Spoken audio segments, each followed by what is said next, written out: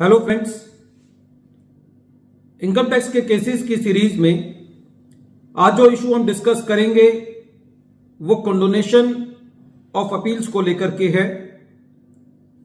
Condonation की जरूरत जब अपील फाइल करते हैं तब भी जरूरत पड़ सकती है। ये जरूरत एसएससी की भी हो सकती है और डिपार्टमेंट की भी हो सकती है, क्योंकि कुछ केसेस में जब एसएससी ऑर्डर से संतुष्ट नहीं होता तो एसएससी अपील फाइल करता है, और जब एसएससी को रिलीफ मिल जाता है तो डिपार्टमेंट अपील फाइल करता है। तो जब कभी भी एसएससी या डिपार्टमेंट लिमिटेशन पीरियड में दिए हुई अवधि में अपनी अपील फाइल नहीं कर पाता तो उसको कंडोनेशन करानी पड़ती है। अपील की सुनवाई से पहले कंडोनेशन की एप्लीकेशन पर डेलिब्रेशन होता है।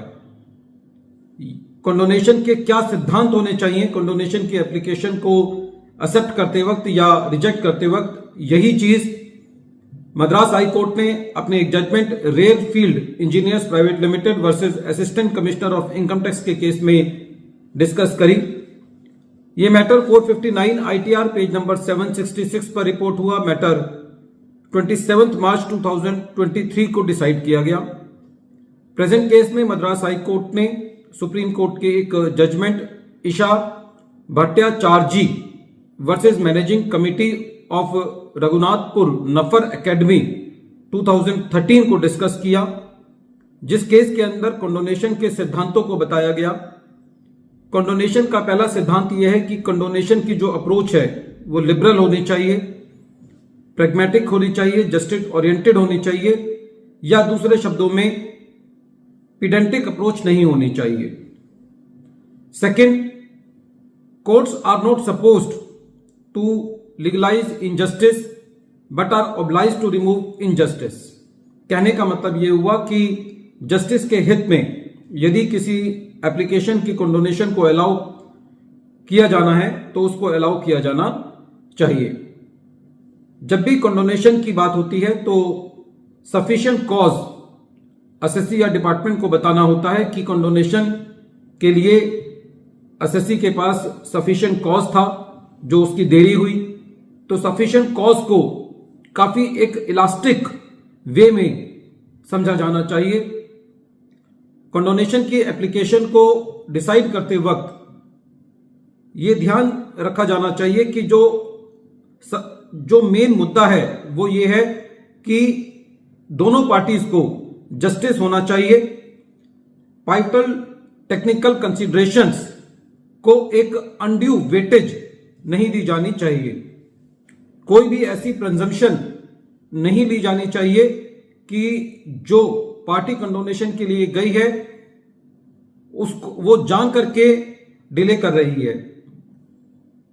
दूसरे शब्दों में यह कहा जा सकता है कि किसी भी तरीके की ऐसी प्रिजम्पशन नहीं होनी चाहिए कि जो पार्टी कंडोनेशन को मांग रही है वो जान करके कोई मैटर को डिले कर रही है। ऐसी प्रिजम्पशन नहीं होनी चाहिए। साथ ही साथ जो पार्टी कंडोनेशन के लिए आई है यह ध्यान रखा जाना चाहिए कि जो उसका काउंसिल है वो ग्रॉसली या वो पार्टी ग्रॉसली नेग्लिजेंट नहीं है, और जो लिटिगेंट है वो भी जानबूझ के देरी जो है वो नहीं कर रहा है। Lack of bona fides is a significant factor. जब कोई पार्टी कंडोनेशन के लिए आती है तो यह देखा जाना चाहिए कि जो उसके पार्ट पे जो बोनाफाइड्स हैं वो प्रूफ होने चाहिए। Adherence to the strict proof should not affect public justice. यदि कोई पार्टी कंडोनेशन कराने आई है और वो उसका स्ट्रिक्ट प्रूफ नहीं दे पा रही है तो खाली इस वजह से उसकी कंडोनेशन की एप्लीकेशन को रिजेक्ट नहीं किया जाना चाहिए। It can not be allowed it totally unfettered free play. इसका मतलब यह है कि दोनों पार्टीज के पक्ष पर यह देखा जाना चाहिए कि कंडोनेशन को वो as a matter of right ना ले। सुप्रीम कोर्ट ने इस जजमेंट में यह कहा था कि इनऑर्डिनेट डिले और डिले ऑफ शॉर्ट ड्यूरेशन में फर्क होता है, और जहां पर इनऑर्डिनेट डिले होती है वहां पे डॉक्ट्राइन ऑफ प्रेजुडाइज जो है वो अट्रैक्ट हो जाता है।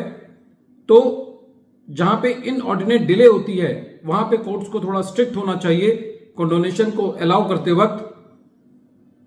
पार्टी और पार्टी का जो बिहेवियर है या उसका जो कंडक्ट है वो एक इंपॉर्टेंट फैक्टर है। उदाहरण के तौर पर यदि कोई लिटिगेंट अपने रूटीन मैटर्स में भी कंडोनेशन लेता रहता है तो ऐसी परिस्थिति के अंदर जो उसकी कंडोनेशन की एप्लीकेशन है उसको अलाउ करते वक्त कोर्ट्स को स्ट्रिक्ट होना चाहिए। जब कंडोनेशन की एप्लीकेशन लगाई जाती है तो जो ग्राउंड्स हैं वो फेंसीफुल नहीं होने चाहिए और फेंसीफुल ग्राउंड्स के आधार पर कंडोनेशन जो है वो अलाउ नहीं की जानी चाहिए।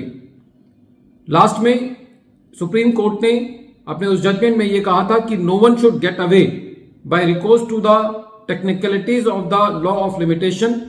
ये दोनों परिस्थिति में लागू होती है कि यदि assessee as a right condonation को लेता है तो उसको अलाउ नहीं किया जाना चाहिए और खाली ऐसा भी नहीं होना चाहिए कि यदि 2, 4, 5, 10 दिन का डिले हो गया है तो खाली उसी बेसिस पर किसी की अपील को खारिज किया जाए, जहां पर जो लिटिगेंट है वो अपने कारणों को बता पाता है कि उसने डिले क्यों किया।